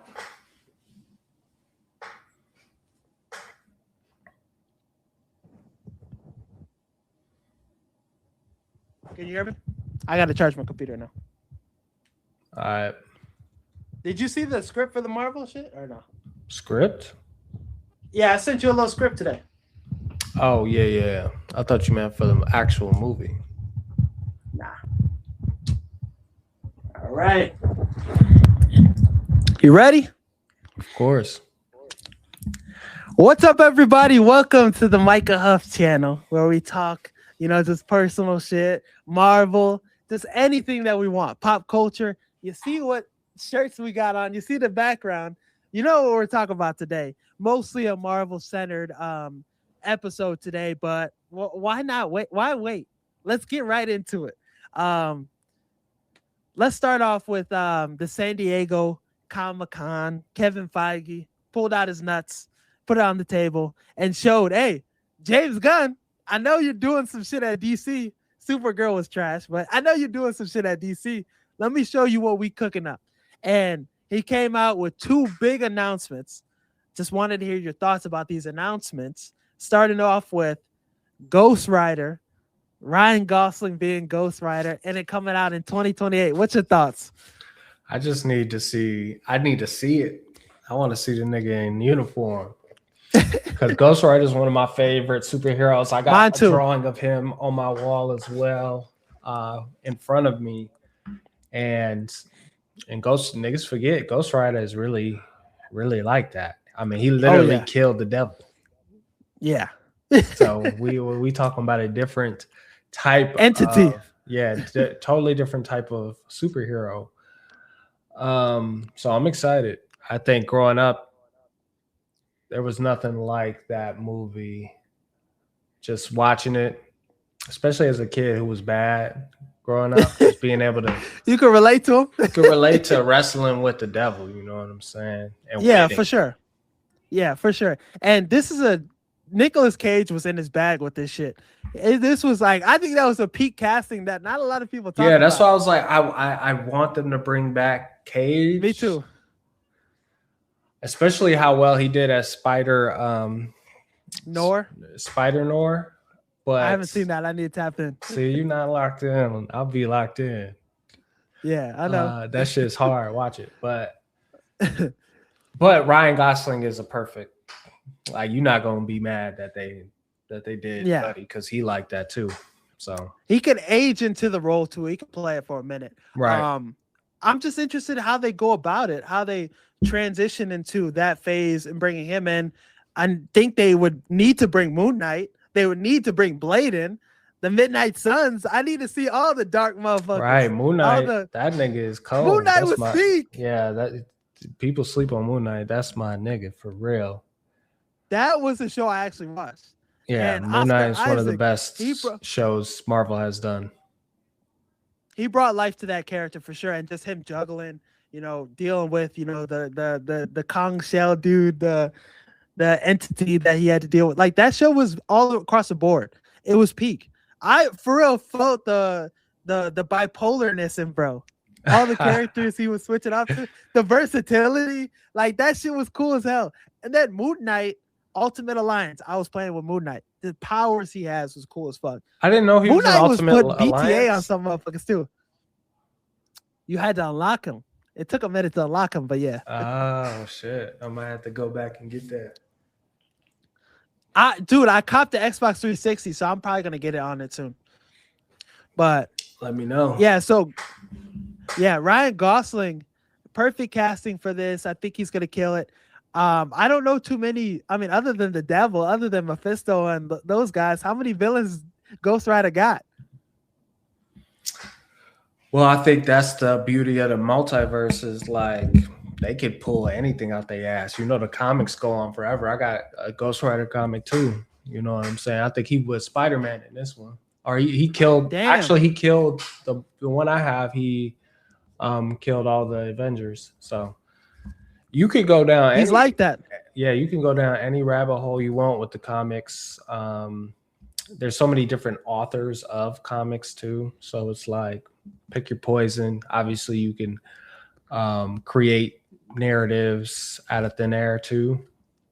So as long as the quality is good, I'm a fan. I didn't grow up reading comics. I grew up watching the movies. You know what I'm saying? Me too. The movies, the cartoon shows, all that, So I think it would be interesting if they could have thrown him in Doomsday or Secret Wars, but I don't think they will. But I think this is going to be a huge thing for Marvel. This is going to be didn't they say it's going to be going on till 2042 or some shit? What? Just the Marvel event, the Marvel universe, or like they have? I think so. Movies slated till like 2040s, which would damn. What would that be? 20 years from, a little under 20 years from now. So niggas gonna be in your 50s. Niggas gonna be 50 at the movies, kicking it. That'd be crazy. I'll be 40, I think. Damn. Right. We'll be breaking it down at that point, probably. Oh God. Giving you the full scoop on it. Streaming and shit at the. Who knows? Might be even streaming at the movie. With how the technology going involved. Right. You might be in the movie with the VR headset. You in the movie. Ghost Rider putting belt to A to you. So yeah, I think this is gonna be a peak movie. I think this is gonna be done really well. Gosling is an actor that you could trust to give a great performance and somebody that's been, I think, looking to be in the Marvel universe for quite some time. So I'm glad he got this role. I'm glad they got it right with this. And Sean Levy's going to direct it too. The guy that directed Deadpool Wolverine. Some people didn't like that movie with his directing style. For some people, like the directing style with it. I didn't like some of his choices, but I think he's going to hit out the park. Sean Levy. That was one of the few movies where me and my wife was like, hey, we got to go see that again. Hey, the beginning scene, the introduction scene was crazy. Bro, the whole shit was Backstreet Boys? crazy. The whole when you Nah, I call fuck with my it. What's- name, I'll be there. I will take you there. And Wolverine what other bust out movies his he has. shirt. I'm like, damn, dude, going crazy. The Free Guy. Did you see Free Guy? What was with Ryan Reynolds. He's Yeah. like a guy that's an NPC in like a game world. I've That was kind of peak. I've seen it in bits and pieces, but I haven't sit down and watched the whole movie. He also did Real Steel, the boxing movie with the robots. Night at a Hugh Museum. Jackman's So in he's that, right? Yeah. So he's got some peak movies, good credibility. So I'm excited for it. The next movie, the next big announcement, I think we'll probably have more excitement for Black Panther 3. They have casted a Black Panther. It isn't bodies, him, her. It ain't that guy. Bodies. It's a different it's David Johnson. How do we feel about this? You know, when you sent me that, I thought that was Jameson Idris? yeah, I thought that was Idris. I couldn't tell it was somebody else. So I was geeked at first, and then I read it again. I'm like, who the fuck is Buddy? David Johnson? They say he looks like Chadwick, though. I mean, So- makes sense because, you know, he's obviously playing his son. I don't know, dude. T'Challa Jr.. What's his resume look like? He was in a movie called The Long Walk that was really good. He's got some other projects that he's been in. This is somebody that's like, you know, he's built that resume, but Marvel will be his breakout. You know, it'll be him really rising to fame and being more known. So a lot of people that have seen his work, they love him. They think he's got the range, the acting ability, and he's got the look. That he looks, you know, in Black Panther 1, they show Chadwick Boseman or T'Challa's dad. So Chadwick looks like the dad. He looks like Chadwick. The new actor, David Johnson, looks like. So it's like they all look alike, similar. So really like that. I wanted Jameson Idris, but I think this is going to be this is a good selection too. I think he's got the right ability, the right range, got the look. I think he's going to hit out the park. And Coogler, I trust Coogler, bro. I mean, Coogler could have picked anybody, and we were still going to be seated for it. You know what I mean? Right. I don't think it matters. I think, you know, I'm happy they gave it to somebody who was less established. Yeah. Is he American or is he UK? You know what they said? Well, this is just speculation. Some people are like, they're going to give he's British. Oh, he's British then. He's another Brit. I know. Well, they can act They their said ass they're going off. to give Jameson. Yeah, they're going to give Jameson Idris Blade. What happened to the dude from Moon Knight or Moonlight Allah, or yeah, whatever? Allah. I don't know. That's he's probably done with it because they've been fucking him over with it. So I don't know what's gonna happen with that, to be honest. But I am excited for Black Panther 3. Denzel Washington's gonna be in it. Swear. It's coming out during Christmas time. Yeah, he's probably gonna be the villain. This like guy that's a master of voodoo and stuff. Like he's gonna be that guy. You going I'll send you some of- crazy, OG. So Denzel's gonna be in it, and I'm excited to see the dynamic between Shuri and T'Challa Jr. because T'Challa Chadwick was a mentor for Shuri. He was like her big brother, and now we're gonna see that dynamic reversed. You know. That's a good take. I like that. So, and I didn't mind her in Black Panther. Is he 2. gonna She be was in? like- Is he gonna be in the latest movie? I don't think he's gonna be in Doomsday. I think he might be in Secret Wars though. He might be in Secret Wars. Yeah, you know, Black Panther on the wall for a reason. So I need to see him in a good light. They fuck I with just my seen nigga it- Hulk. I damn near need to put a complaint in for how they did Hulk the last couple. He might be back. He might Even be back in She-Hulk, Brand they New did him Day. dirty. Well, yeah, I'm excited to see him this weekend. I'm going. Yes, So, sir. Yeah, I got to see how he handles Spider-Man. We'll debrief about that in Frank Punisher. So we'll see.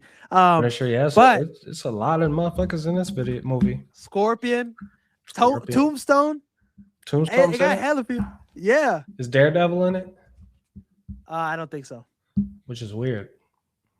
Very weird. All these street level like threats, and they don't have Daredevil out there. Right. He was. They teased him in. He was No his Way lawyer. Home. He was in there. In No Way Home, right? Yeah.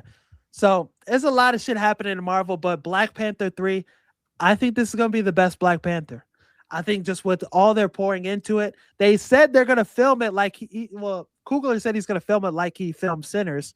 With the same shit that they filmed Odyssey. He's gonna film it that, and I think visually that's what makes Black Panther special, how it looks. So if they tap back into that bag, you get Denzel Washington as a villain. Shuri, you get a Black Panther in there too. No disrespect to Shuri. You get David Johnson, I think, who's gonna kill it in this role. He won't be better than Chadwick. That's a hard feat. That won't happen. But he will be that guy. But he will be a really good Black Panther within his own right. So Chadwick in Civil War was peak. Dude, that was a great introduction. He was on it. He was ready. Was peak. And then Black Panther 1 was peak too, with just some of the scenes, the fighting scenes. It changed him on the car. Comics. In general, that's why I'm like, it's hard to go. It's gonna be hard to beat number one just because of what they were able to accomplish, and just how it transformed just the Marvel universe. Yeah, for sure. I have high hopes for Black Panther 3, and this is coming out in 2028 with Ghost Rider too. So that's going to be 2 back-to-back movies that we'll get to see. Excited about that. I think David Johnson's going to hit out the park. I think they got it right with that. An important cast. Marvel likes to get those young guys. They like to get those young guys with a name, but they're going to blow up after, getting into this fold. So I expect big things from him. Denzel Washington, like I said, I'm hyped for that. And the rest of this cast, Coogler hasn't disappointed me yet with the Black Panther film. So I think Black Panther 3 will be no different. But Doomsday trailer. What are your thoughts? What is your level of excitement with this film? I know it's a lot of stuff that's got to get, covered up, and just a lot of things happen. The 2 fingers, I know. Master of the 2 fingers. Somebody start talking crazy, I'm going to just put the 2 fingers up. Like it don't faze me. Bro, did you see one of the quotes? It was Thor was saying something about I have to go, something about hell, right? And Doom was like, hell answers to me or something. He's got the dialogue. He's got the bars. He's got an accent too, right? He's from Liberia or some shit. The accent sounds really good. It's Robert Downey Jr., but you couldn't even tell. Nah, the beginning of that one trailer I sent you, there was him talking at the beginning. Right. So he's going to put BTA to a lot of motherfuckers. Yeah, I think it's going to be really good. And Doom is one of my favorites comic book people. You know what I'm saying? I think he's one of my favorite villains. Him and Magneto. That's the matchup I want to see. Him versus Magneto. He gonna kill Magneto, bro. Magneto is the GOAT. This Magneto, the old dude. He gonna BTA his ass. True, but niggas sleep on Magneto. This nigga can literally bend metal. Like, what are we talking about? Bro, but the Magneto, the younger one, you got what's the name? Michael Fassbender, I think that's his name. He was cold, bro. Very cold depiction of Magneto. Yeah. I think he did a good job, as was James McAvoy, I think, as Xavier. I wouldn't have been mad at keeping those 2. Me neither. But they're gonna recast it. There's some interesting fan cast about it, but yeah, Doom. What they've done to Doom in previous movies has kind of pissed me off now looking at it, because Fantastic Four clapping the Doctor Doom like that in the first, original Fantastic Four, and then the reboot with Michael B. Jordan as a Human Torch, they put BTA to Doctor Doom. Didn't fuck with that. I think the first Doctor Doom, he did pretty good. I mean, he took the board off Silver Surfer. You know what I'm saying? He was cold. I think they did a good job with that. That movie was a little too quick. It was quick because they merged powers and then they were able to beat them. Yeah, you're right. those Fantastic Four movies were great. But he did come back to life on their ass. He did. But this movie, I think, is going to really show how crazy Doom is, and how much of a threat he is. Probably the craziest villain in the Marvel right now, and biggest threat. I mean, he took Thanos' spine out of his back in a comic. He's different. That's crazy. I mean, even playing Ultimate Alliance, he was the one you had to beat at the end. And I don't think there's no scenario where the Avengers should win in this film. Doomsday. It's called Doomsday, so I don't think they will win. Right. They gotta run it back. Secret Wars, I don't think they should win either. They should lose in both movies. There's not gonna be a second Doomsday? No, so Doomsday and then Secret Wars. Okay. So I'm assuming it ends with them at Battle World at the end. Secret Wars, and then just I've seen some crazy shit about Secret Wars, so hyped about it regardless. But I think this trailer gives me enough to be hyped about. I think there's no way that there's not more no way that there's no way that there's just that team. Thor is walking out there with, LeBron James, finals Cavs team when it was just J.R. Smith, Grant, George Hill. Like, it was a weak squad. He still went to the finals with them. Thor really doesn't have much help. The Thunderbolts are gonna get I don't like the Thunderbolts. Who else do I don't unless like? it's Bob. Bob is really the only. Bob is obviously Superman of Marvel. Shang-Chi maybe could with the 10 rings. Maybe I don't know. I like him too. But the team is kind of lacking. Like the average superheroes, I'm like, man. Except for like Captain America, I feel like he's like one of the average superheroes, but he's always like, he's just cold. He took the hammer for a reason.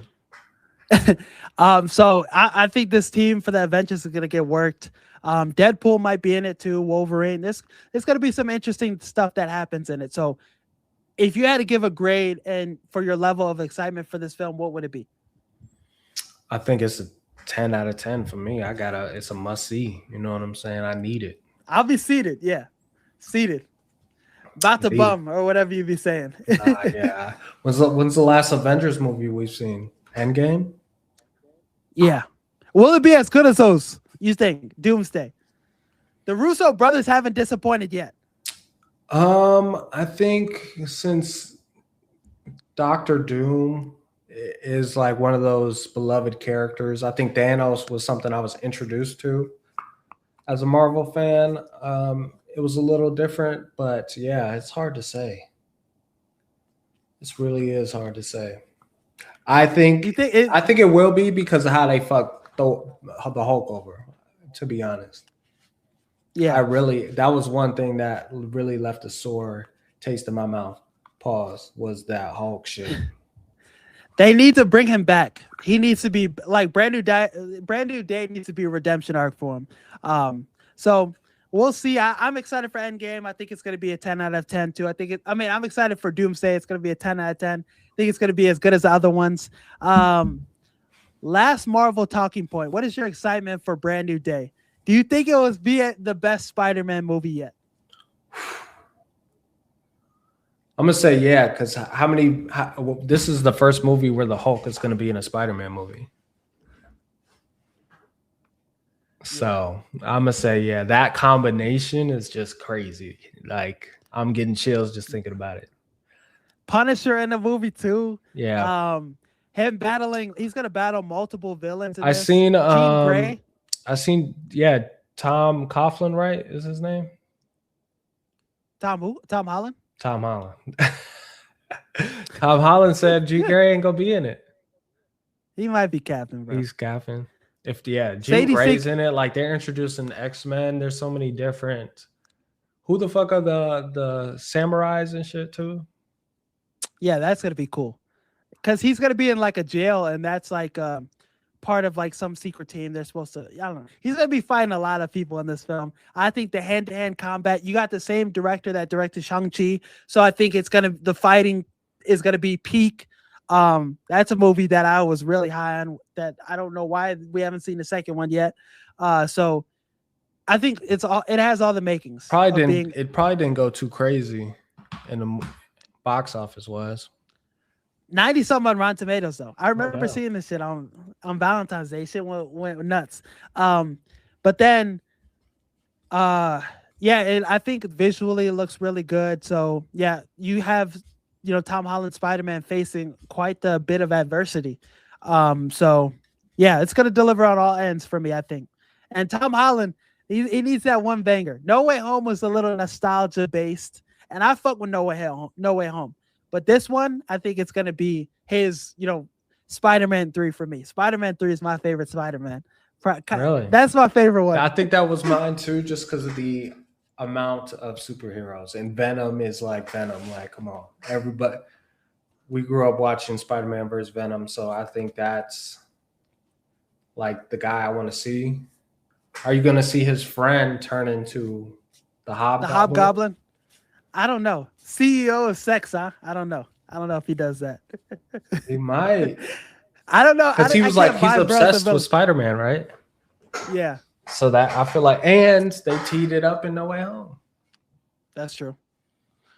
So we'll see. I'm interested to see what happens with that. I think it's gonna be a banger though. Spider-Man, brand new day. Have high hopes. After we see it, we'll do a film review. We'll break it down. But the last thing of the agenda, what were your thoughts on Odyssey? What do you seen it, right? Absolutely. What were your thoughts on it? It's my favorite movie of 2026. I think at first it was the Michael Jackson joint, but yeah, now it's for sure Odyssey. I think it was brilliant. I think it just, anytime I come out of a movie feeling motivated, feeling inspired, in multiple ways, it checks a box for me. Like, that's what movies are about. You know what I'm saying? Going in there and really seeing what life is. You know what I'm saying? Seeing him go from winning a war to having to go literally through hell, get lost, make it back. Went through it all, bro. Had to literally kill everybody in his kingdom just to get exiled and, ride into the sunset with his wife. So I thought he was dead. I'm like, damn, this shit is fucked up. I know. But the fact that they saved him at the end was just crazy. So it was like every moment of it. There's a lot of power in watching a 3-hour movie damn near and not feeling bored at all. Like, it having your attention the whole time. And I liked how the storyline felt like was the pacing of it, you keep seeing all these stories and these details, and you keep going back to the Trojan horse moment. It doesn't make you feel like the Trojan horse moment coming into this movie. I thought that was the coolest thing one of the coolest stories I've heard. But then you watch this movie and it's like that there was so much evilness within that. There was so much that and everybody that was a part of it, downfall. And the only person that was able to survive that moment was, Matt Damon's character, because he had what's it called? He felt bad about it. You know what I mean? He had remorse. What's the word? Remorse for it. And look at all the women in the movie talking about how horrible the men were and like the stuff that they did, they disagreed with and stuff. I don't know. It was a good film all across the board. The action was peak. Every actor delivered. And the quality of the actors was just crazy. Everybody was acting their ass off. These are the best actors of our generation, except for him. Yeah. So yeah. Zendaya was great in her parts. Anne Hathaway was great. Charles, the girl Calypso, she was amazing in her role and her deceit with Matt Damon. Matt Damon, this is probably one of his best movies. Like, he delivered this shit, carried the film on his back. Just everybody was great in this one. Even the girl that, the transgender girl, Elliot Page, she was great in her role. When they were talking to Hades, he was great in this role. When they were talking to Hades, I'm gonna cut that out. When they're talking to Hades, he was great in that monologue. So yeah, all across the board, every actor delivered, and Christopher Nolan, job well done. He knows how to create bangers. A best movie of 2026, I agree. You know, this left me fed in all categories, all departments. Amen. So I give it a 10 out of 10. And I think his story was a lot better than the original story. You know, the original story, they fuck with Poseidon's son and they just see all these terrible things happen to him.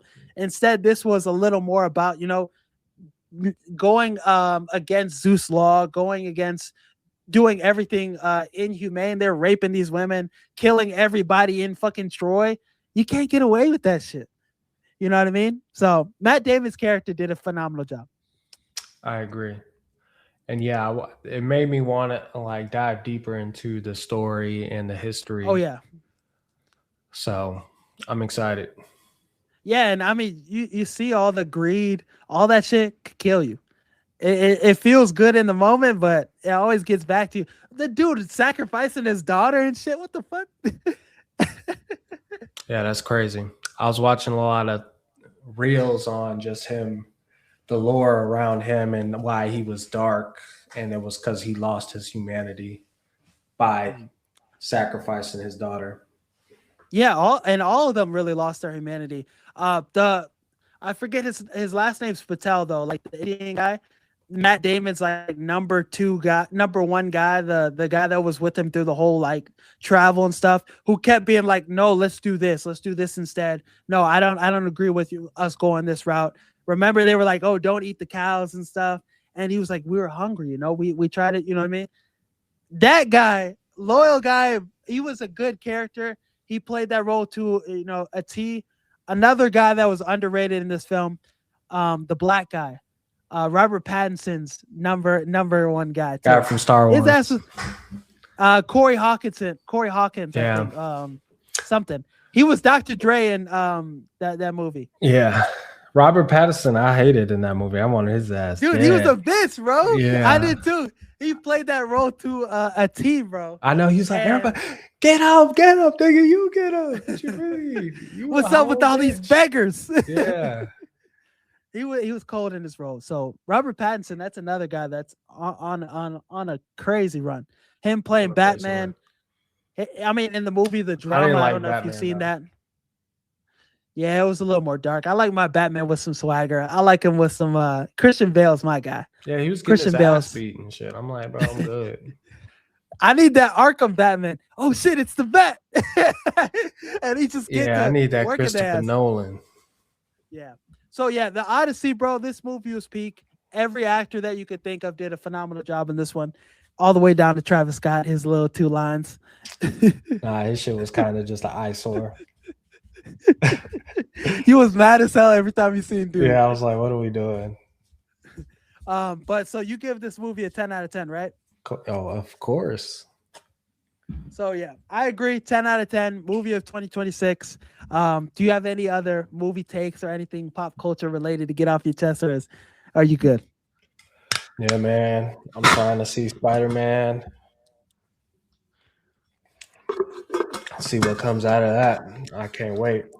Me too. I think this is gonna be the best one yet. And this is a Spider-Man 3 Glazer. That's my movie. I think this one is gonna be. I think it's gonna top it. No, I think the Tom Hollands are better than the originals. I don't know. I can't get behind that. I can't. They see. Maybe it's just nostalgia bias. Those are better movies in terms of like just not superhero movies, just movies, like the script, Yeah. the story, and all that. But in terms of like quality comic book movies, the Tom Holland ones are the best. He hasn't had a Spider-Man 2 yet, though. That movie was peak. Spider-Man And 2 is peak. Yeah. But Spider-Man 3, when dude got the venom and he was walking around shooting a shot at the hose and stuff, like that was funny. He kept doing the girl with the cookies next door dirty, bro. And Man. Mary Jane, but like Mary Jane completely treating his ass like shit for 3 movies is kind of realistic because Peter Parker's a nerd. You know what I mean? Like he ain't supposed to get the hose, you know? He's supposed to like So I think Tobey Maguire is my favorite Spider-Man still, but Brand New Day, I have high hopes. That's Me all too. I'm saying. I have high hopes. Me too. But that's all we got for this episode. Thank you guys for watching. Thank you guys for listening. Make sure to like and subscribe on the channel. Keep updated with, the pop culture, the Marvel TikToks, the Dunkin' Donuts being the best breakfast shorts, all that stuff, all that type of content. That's Stay locked big in back. with I us. was finna make a comment. For what, bro? make your breakfast at the crib. Nah, bro. That shit's can't. trash. But that's all we got. Thank you guys for watching. Thank you guys for listening. As always, peace. Appreciate you, bro. No problem. I'm gonna try to get this updated and posted soon, all right? I bet. I'm gonna holler at you. Stay safe in the tornado, my boy. Sun's out now. Oh shit, we Gucci then. All right. You finna be in the pool then, huh? I gotta drain the water on top of the thing, so I might try to sneak out there, but we'll see. Okay, bet. All right, I'm gonna hit you. All right, peace.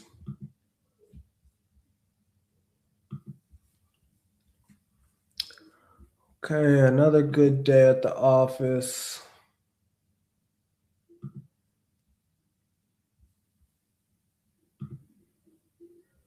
Got the content out. TikTok not pushing my shit like they need to.